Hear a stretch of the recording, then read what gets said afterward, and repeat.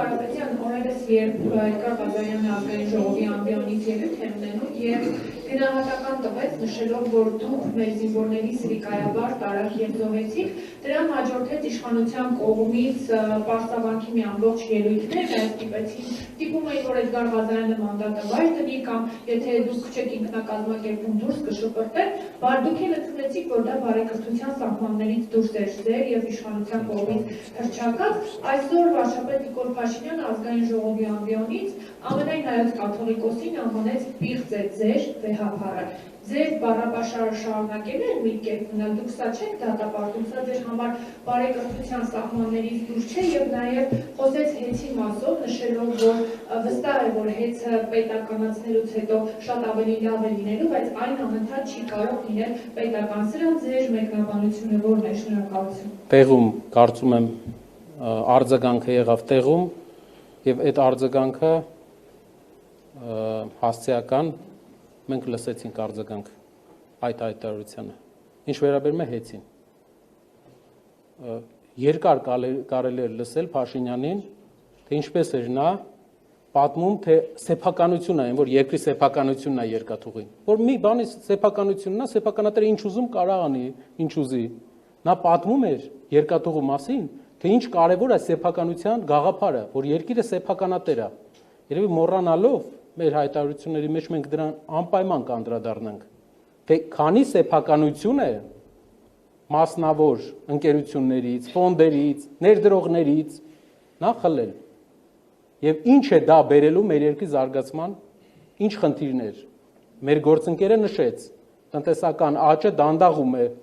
Ես կարող եմ ասել, ավելի մեծ հարվածներ է ուտելու, որովհետև չի կարելի խախտել հիմնարար տնտեսագիտության, տնտեսության կառավարման կանոնը, այն է սեփականության իրավունքի պաշտպանությունը պետք է լինի առաջի կանոնը։ Այդպես են ձևավորվել մեծ ուժեղ տնտեսությունները։ Պարտադիր Հակոբյան, պարոն Կարապետյան, այսօր ազգային ժողովում քննարկվում է կառավարության այն ծրագիրը, որում հստակ ենթագլուխ կա, որտեղ նշված է կաթողիկոսի հեռացումը, թեև ժամկետը չի նշվում, բայց 2025 թվականին եկեղեցին մեր ձևով պաշտպանելու հայտարարությունից հետո ձեր նոր եղբայրը Սամվել Կարապետյանը ձերբակալվեց, ապա կալանավորվեց, քանի որ այսօր ազգային ժողովում քննարկվում է նաև կառավարության այն ծրագիրը, որում հստակ կաթողիկոսի հեռացման հարցն է դրված, ուզում եմ հարցնել, եթե բանը հասնի դրան, դուք շարունակելու եք ձեր ձևով պաշտպանել եկեղեցին եւ ինչպես է դա տեղի ունենա։ Մենք եւ 100,000-ավոր հայաստանցիներ, հայեր մեր ձևով պաշտպանելու ենք մեր եկեղեցին։ Շարունակելու ենք պաշտպանել եւ պաշտպանելու ենք։ Մենք չենք ընդունում բոլոր այն մտածածին օրակարգերը, որ բերվում է Հայաստան, ներմուծվում է Հայաստան, օտար ազգի, մեզ հակառակորդ եւ թշնամի համարող ազգի պատվերով։ Վերջին հարցը գործընկերներ։ Մեր ձևը երևաց էլի։ Որ ազգն է մեզ համարում թշնամի։ Որ ազգն է մեզ իր երեխաներին կրթում ի թշնամություն հայերի։ Մեր գործընկերներից պարոն Դավթյանը նկարներ ցույց տվեց մանկապարտեզում, ինչ նկարներ են երեխաները նկարում, ինչպիսի կրթական համակարգ է դրված։ Կարող եք ելույթը նայել եւ կարող եք ենթադրություն անել, որ ազգի մասին է խոսքը։ Երկրորդ հարցը։ Ձեր ձևը ո՞րն է։ Մեր ձևը ինչպես մինչև հիմա, մենք դեկտեմբերին էլ է եղել իրավիճակներ, հիշում եք հայտնի։ Ինչպես հիմա, ինչպես դեկտեմբերին, ինչպես ամեն ամիս, նույն ձև։ Վերջին հարցը։ Չենք Ժամանակ։ Չենք Վերջին հարցը։ Մարիաննա ջան, դուք էլ խոստար չեք, դուք ավելի բարձր կարգավիճակ։ Վահե ջան, թույլ տվեք ես որոշեմ իմ կարգավիճակը։ Վերջին հարցը, հարգելի Վահե, վերջին հարցը։ Պարոն Կարապետյան, ձեր գործընկերոջը Խնդրում եմ հարցը թույլ տա խոսքը, որտեղ այլևս ինքը ձեր խոսնակը չի։ Դուք եք որոշը։ Բայց ժողովուրդն է որոշել, որ դուք ձեր խոսնակը չեք։ Հարգելի Վահե, վերջին հարցը։ Վերջին չի։ Պարոն Կարապետյան, իդեպ ես ձեր կազմատեսնելով որ սա կանոնած եք, ես մտածում եմ, որ դուք ցուցակի օրինակ ձեր ցուցակի ավելի լայն կազմով լինեք, ասենք մի 100 հոգով ստեղ ունեք, բայց այն դահլիճը չէ երեք, պետք է նոր դահլիճ։ մի օր կլինենք, Պարոն Մակարյան։ Կոնդիցիոները կփոխեք, չէ՞, գոնե որ շատ։ Շատ բան կփոխենք, բայց մի հատ կարևոր բան կա փոխելու, դա փոխենք, մնացողը փոխվող է։ Շատ լավ։ Պարոն Կարապետյան, տեսեք, դուք խոսում եք Տիգրանաշենի մասին, դիմեց սիրելի Տիգրանաշենցիներին, հասկացնելով, որ իրենք մեծամասնություն այնտեղից այն են տվել Փաշինյանին, ու դուք հիմա իրենց հարցն եք քննարկում, եթե Տիգրանաշենցիները գնացել եւ Նիկոլ Փաշինյանին ձայն են տվել, որ ինքը հանձնի Տիգրանաշենը, մենք դուք մյուսները ինչ ենք անցնում, թող հանձնեն, ինչ չեն մտել այս երկու հոգու մարդկանց ներհանձնական հարաբերությունների արանքը։ Մարդիկ հանձնում են, կողմը որ իրենց տարածքը հանձնեն։ Երկրորդը Նիկոլ Փաշինյանը անընդհատ մի քանի անգամ այս ամբիոնից դրանց առաջարկությունների ժամանակ ակնարկեց, որ դուք ձեր Ռուսաստանից ուղարկել են այստեղ, որպեսզի հեղափոխություն անեք, իշխանափոխություն անեք, բայց չկարողացաք եւ հիմա այնտեղ պատասխանում եք տալու Ռուսաստանին կամ ինչ-որ մարդկանց կռևելի կողքի շենքի երևի Ուկրաինայի հյուրանոցն եք ակնել կամ չգիտեմ, դա չէ, դա քեզ կողմ։ Եվ խոսքը ինչ-որ մարդկանց պատասխանում եք տալու եւ չգիտեք ինչ պատասխանեք, թե ինչու ստեղ ստացվեց իշխանափոխություն։ Դուք այս մեղադրանքներին, եթե դուք հիմնավոր չեք համարում, ոնց եք արձագանքում, ու մի բան էլ ուրեմն ձեր կոնկուրենտ օֆիսը Մերկելի հարկի փոքր ֆրակցիան Հայաստան դաշինքը իրենց կողմից հենց ակնարկներ են հնչում, որ